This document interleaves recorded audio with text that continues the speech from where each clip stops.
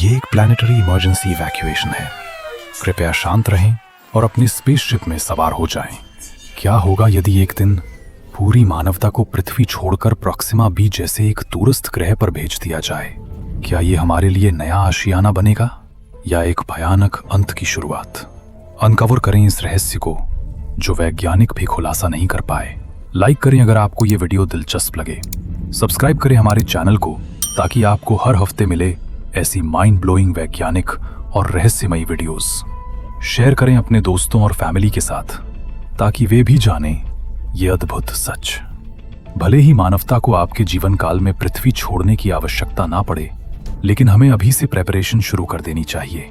न केवल relocation programme स्थापित करने में सदियां लग सकती हैं, बल्कि एक संभावित नए होम में जाने में भी जेनरेशंस लग जाएंगी।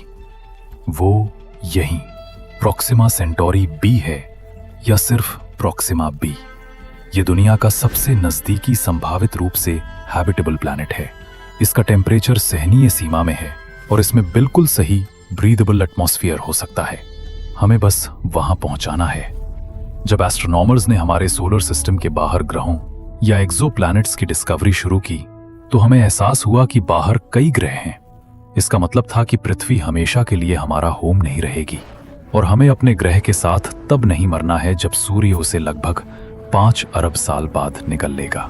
अब जबकि हमने 4100 से ज्यादा ग्रह खोज लिए हैं, बाह्य ग्रहों के बारे में हमने कुछ निराशाजनक सीखा है। सभी एक्सोप्लैनेट्स मनुष्यों के रहने के लिए अच्छे नहीं होते। हमने जिन ग्रहों का सामना किया है उनमें से ज्यादातर या तो नेपट्यून जैसे आइसी जायंट्स हैं या जुपिटर और सैटर्न जैसे गैसियस जायंट्स हैं। इनमें से केवल 161 ग्रह पृथ्वी जैसे टेरेस्ट्रियल हैं। और जब ह्यूमन लाइफ को बनाए रखने की बात आती है तो टेरेस्ट्रियल होना ही काफी नहीं है। प्रॉक्सिमा बी बहुत आशाजनक है। ये प्रॉक्सिमा सेंटोरी नामक एक रेड ड्वार्फ स्टार की परिक्रमा करता है, एक ऐसी सिस्टम में जिसमें 3 स्टार्स हैं। प्रॉक्सिमा सेंटोरी छोटा है। इसका मास हमारे सूर्य के मास का केवल 7.5% से 50% के बीच है। ये अच्छी बात है क्योंकि रेड ड्वार्फ प्रॉक्सिमा सेंटोरी हमारे येलो ड्वार्फ सन से बहुत छोटा है। ये कम टेम्परेचर पर जलता है। प्रॉक्सिमा सेंटोरी जैसे स्टार्स को अपनी पूरी हाइड्रोजन सप्लाई को जलाने में बहुत अधिक समय लगता है। इस वजह से प्रॉक्सिमा सेंटोरी का life time trillions of years है, जबकि हमारे सूर्य की समाप्ति अवधि 10 अरब वर्ष है। केवल यही बात प्रॉक्सिमा बी को रिलोकेशन के लिए एक अच्छा विकल्प बनाती है। और ये तथ्य कि इसकी ऑर्बिट प्रॉक्सिमा सेंटोरी के हैबिटेबल जोन में स्थित है। इसका मतलब है कि वहां लिक्विड वाटर की संभावना है और सरफेस टेम्परेचर आरामदायक है। अगर हम भाग्यशाली रहें तो प्रॉक्सिमा बी में एक ऐसा एटमॉस्फेयर होगा जिसमें हम सांस ले सकें। अगर ऐसा है तो सतह का तापमान 30 डिग्री सेल्सियस 88 डिग्री फ़ारेनहाइट के आसपास होगा। मुझे आपके बारे में नहीं पता, लेकिन मैं अभी वहां चला जाऊंगा। मुझे आपको बस ये चेतावनी देनी है कि कुछ प्रॉब्लम्स हैं। प्रॉक्सिमा बी की यात्रा लंबी और बहुत डेंजरस होगी। प्रॉक्सिमा बी शायद हमारे पास मौजूद सबसे नजदीकी हैबिटेबल एक्सोप्लैनेट हो, लेकिन इसका मतलब ये नहीं है कि ये पास है। Red dwarf star Proxima Centauri लगभग 4.3 लाइट ईयर्स दूर। इसका मतलब है कि अगर आप लाइट की स्पीड से यात्रा कर सकते तो आपको वहां पहुंचने में 4.3 साल लगेंगे। अब तक हमने जो कुछ भी बनाया है वो उस स्पीड तक नहीं पहुंच सकता। वास्तव में स्पेसक्राफ्ट से प्रॉक्सिमा सेंटोरी की यात्रा करने में लगभग 1,65,000 ईयर्स लगेंगे। ये सही है कि कुछ कॉलोनिस्ट्स यात्रा के दौरान ही पैदा होंगे। उनमें से कुछ पृथ्वी को कभी नहीं देख पाएंगे। उनमें से कुछ प्रॉक्सिमा बी को कभी नहीं देख पाएंगे। वे बस स्पेसक्राफ्ट में ही अपना लाइफ बिताएंगे और स्पेस में ही मर जाएंगे। कुछ गणनाओं के अनुसार 98 लोग पर्याप्त होंगे।